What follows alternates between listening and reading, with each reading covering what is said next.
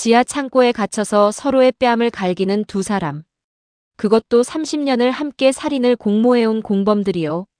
최화영이랑 이강혁, 이 둘이 결국 자기 손으로 자기 무덤을 판 거예요.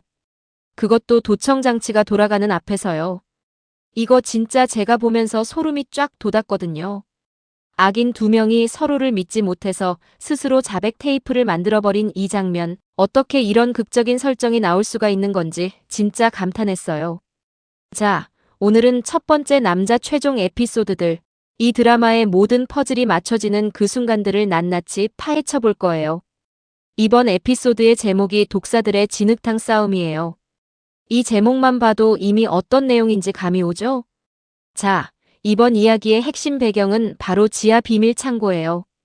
최화영이 이 공간에 갇혀있는 상황인데요. 그녀가 얼마나 패닉 상태인지는 굳이 긴 설명이 필요 없어요. 문을 두드리고 소리를 지르고 온갖 방법으로 탈출을 시도하지만 마대창 회장은 그냥 냉정하게 돌아서 버려요. 여기서 마대창 회장의 심리를 좀 읽어볼 필요가 있어요.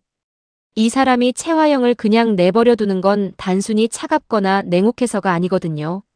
마대창 회장은 이 시점에서 이미 최화영이 어떤 인간인지 다 알고 있는 거예요. 그는 오히려 그녀가 스스로 무너지는 걸 기다리는 거예요.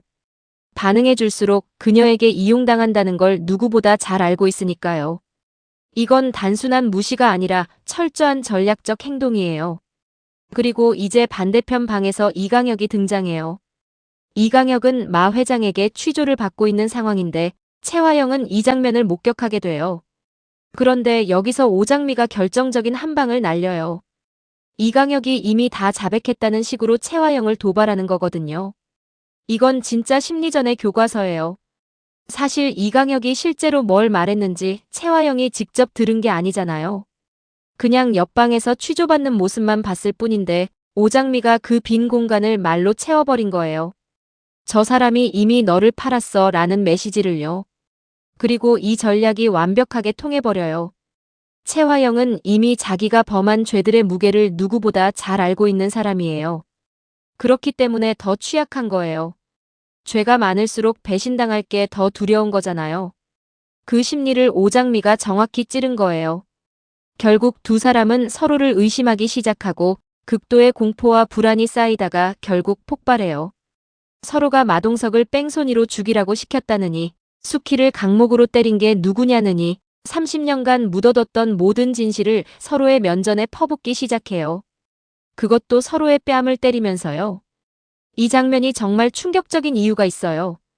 이 두 사람이 그냥 다투는 게 아니라 자기들끼리 서로의 죄를 인정하는 발언을 막 내뱉는 거잖아요. 그리고 그 모든 게 도청 장치로 녹음되고 있어요. 마대창 회장, 오장미, 강백호.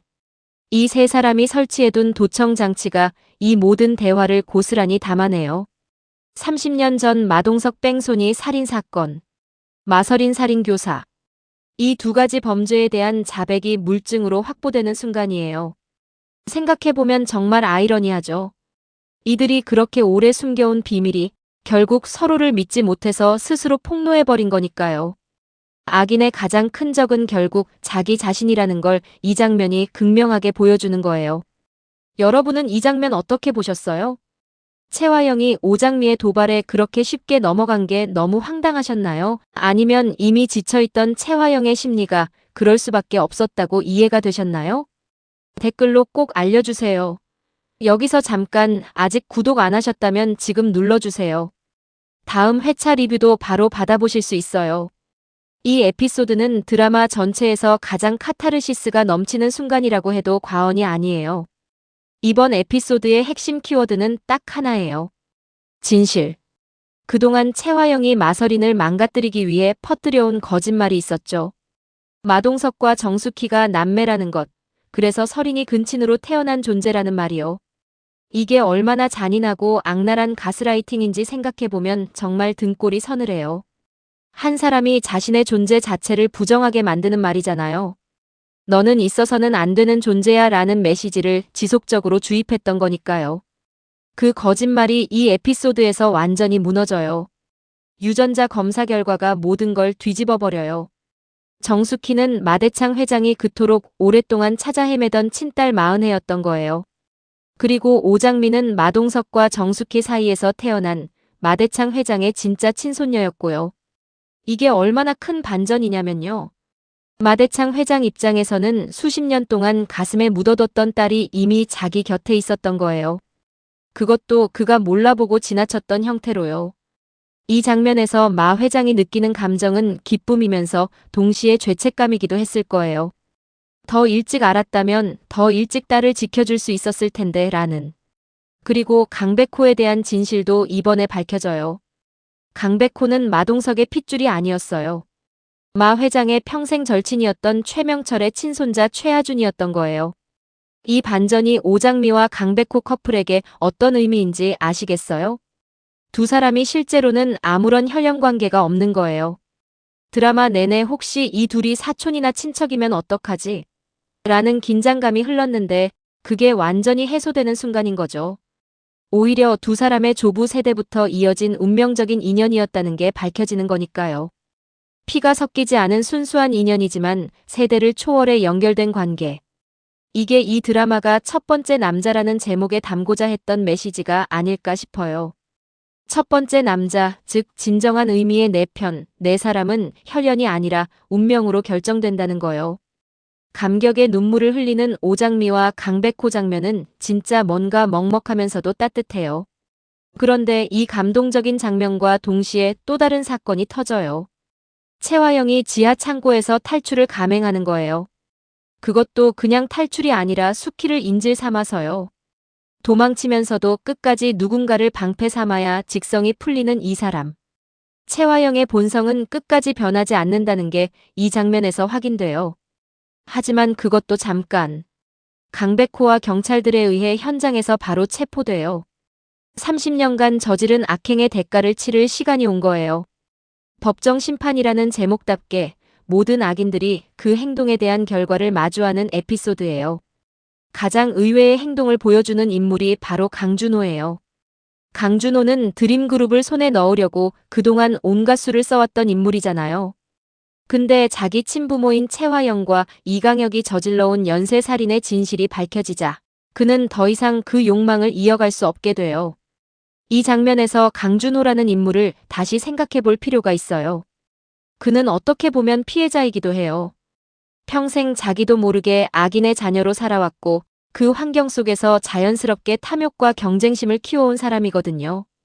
그런데 부모의 진면목을 목격하는 순간 그 탐욕에 질려버린 거예요. 그래서 그가 선택한 건 속죄예요. 페이퍼 컴퍼니 자금 출처, 마서린 사망 당시 알리바이 조작 증거. 이 결정적인 물증들을 오장미에게 넘기고 사라져요. 드림그룹에 대한 욕심을 내려놓고 마지막으로 할 수 있는 선한 행동 하나를 하고 떠나는 거예요. 강준호가 완전한 악당으로 끝나지 않고 이런 선택을 한 게 어떤 분들한테는 너무 자기적이라고 느껴질 수도 있어요. 근데 저는 오히려 이게 이 드라마가 인간에 대해 가진 시선을 보여주는 것 같더라고요. 인간은 환경의 산물이지만 동시에 선택의 존재라는 걸요. 그리고 드디어 법정 장면이 펼쳐져요. 채화영과 이강혁이 마주한 죄목들을 정리하면 이래요. 30년 전 마동석 뺑소니 살인, 정숙혜 납치 및 감금, 마서린 살인 교사.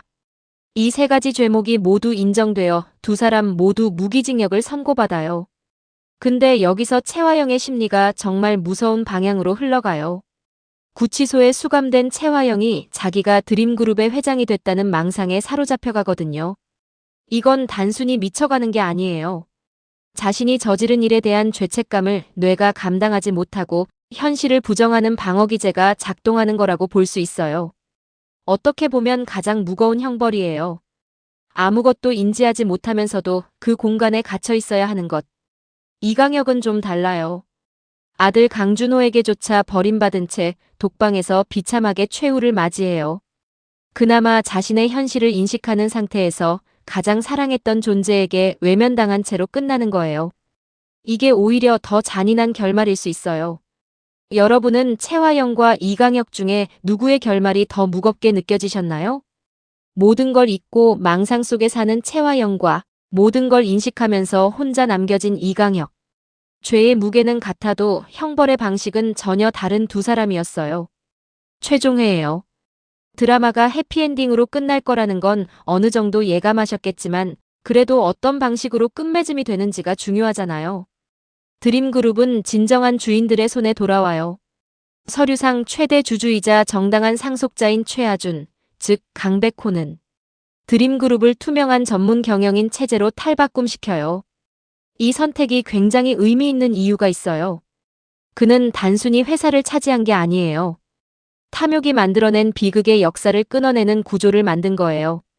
앞으로 드림그룹이 한 사람의 욕망 때문에 또다시 흔들리지 않도록 시스템으로 막아두는 선택을 한 거니까요. 그리고 마대창 회장의 장면이 진짜 눈물 없이 볼 수가 없어요. 평생 찾아 헤매던 딸 정숙희, 그리고 진짜 친손녀 오장미를 품에 안는 장면이에요.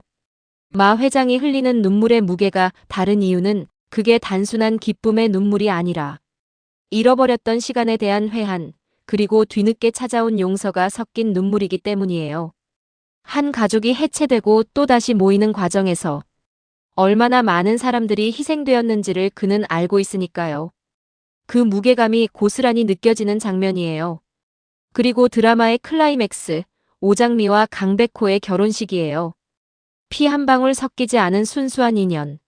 할아버지들의 깊은 우정이 손자 세대에서 사랑으로 꽃피운 이 이야기. 강백호가 오장미에게 하루라도 빨리 내 품에 가두고 싶다던 약속, 평생 지키겠다고 고백하는 장면은 이 드라마 전체를 통틀어 가장 따뜻하고 행복한 대사라고 할 수 있어요. 지금까지 두 사람이 얼마나 많은 위협과 음모 속에 놓여 있었는지를 생각하면 이 평범하고 소박한 행복이 얼마나 값진 건지 실감이 나요. 그리고 수키가 두 사람의 손을 잡는 장면. 기억을 온전히 되찾은 수키가 하늘의 마동석과 마서린을 향해 미소 짓는 이 마지막 장면은 죽은 자들도 이 해피엔딩을 함께 기뻐하고 있다는 메시지를 주는 것 같아서 더 여운이 길게 남더라고요. 이 드라마가 하고 싶었던 말은 결국 이거였던 것 같아요. 진짜 가족은 혈연으로 결정되는 게 아니다. 진짜 내 편, 진짜 내 사람은 오랜 시간 함께 쌓아온 신뢰와 사랑으로 만들어진다. 그리고 그 사람이 바로 첫 번째 남자다. 이건 제 개인적인 예측인데요. 실제 방영분과는 다를 수 있으니까 그냥 재미로 봐주세요. 이 드라마의 예측 대본을 꼼꼼히 읽어봤는데 제가 읽으면서 두 가지 흥미로운 분기점을 발견했어요. 강준호는 증거를 넘기고 조용히 사라지잖아요. 근데 이 캐릭터가 그냥 그렇게 끝나기엔 드라마적으로 너무 아깝거든요. 특히 자기 친부모에 의해 형성된 비뚤어진 욕망과 그것에서 벗어나려는 선택을 한 인물이기 때문에 제 예측으로는 최종의 이후 혹은 에필로그 형태로 강준호가 새로운 삶을 시작하는 장면이 짧게라도 나올 수 있다고 봐요. 실제로 채화영-2 강역 대립 구도에서 강준호가 마지막 순간 아직 본인 안에 선함이 남아있음을 인지하는 복선들이 있거든요. 이 복선이 단발성으로 끝나지 않을 것 같다는 느낌이에요. 법정에서 마서린 살인 교사 죄목이 인정되긴 하는데요. 근데 마서린이 왜 그렇게 표적이 됐는지, 마서린 본인이 진실의 어느 부분까지 알고 있었는지에 대한 이야기가 아직 완전히 정리된 느낌은 아니에요.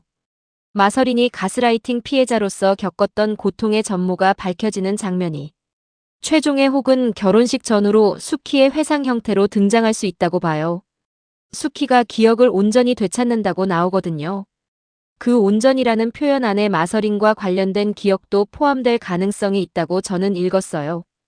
이 두 가지 시나리오 중 어떤 게 더 설득력 있어 보이세요? 댓글로 여러분의 예측도 써주세요.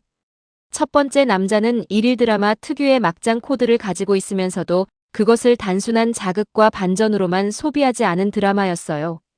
30년이라는 긴 시간을 배경으로 하는 만큼 이 드라마에는 죄와 벌, 진실과 거짓, 혈연과 인연이라는 묵직한 주제가 촘촘하게 얽혀 있거든요.